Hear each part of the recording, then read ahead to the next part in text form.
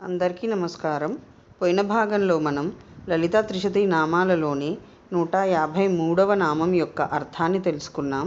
ఈ భాగంలో 154వ నామం యొక్క అర్థాన్ని తెలుసుకుందాం.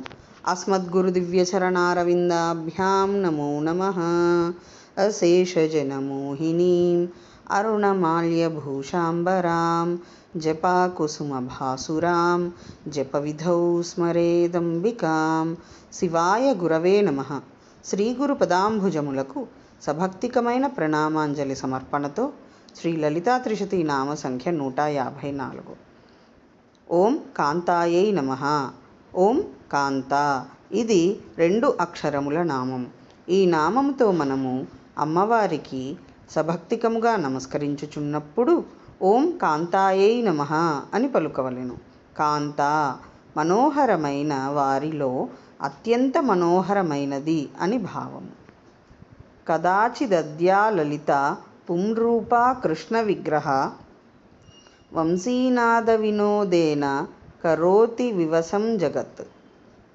కనదీప్తౌ అను ధాతువు వలన కాంత అను రూపము సిద్ధించును.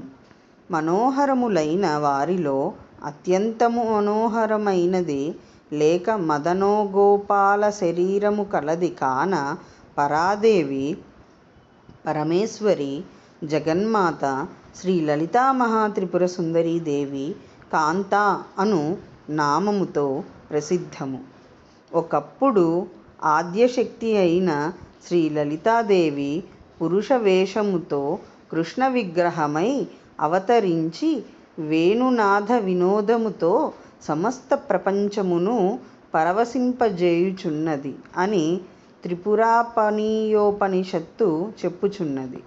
కాన పరాశక్తి జగన్మాత పరమేశ్వరి పరాదేవి శ్రీ లలితా మహాత్రిపుర సుందరీ దేవికి కాంత అను నామము మన్వార్థమగుచున్నది. ఓం ఐం హ్రీం శ్రీం కాంతాయై నమః. శివశక్తి రూపాయ నమః శివాయ. ఓం ఐం హ్రీం శ్రీం శ్రీమాత్రే నమః. సర్వం శ్రీ సద్గురు దివ్యచరణారవిందార్పణమస్తు.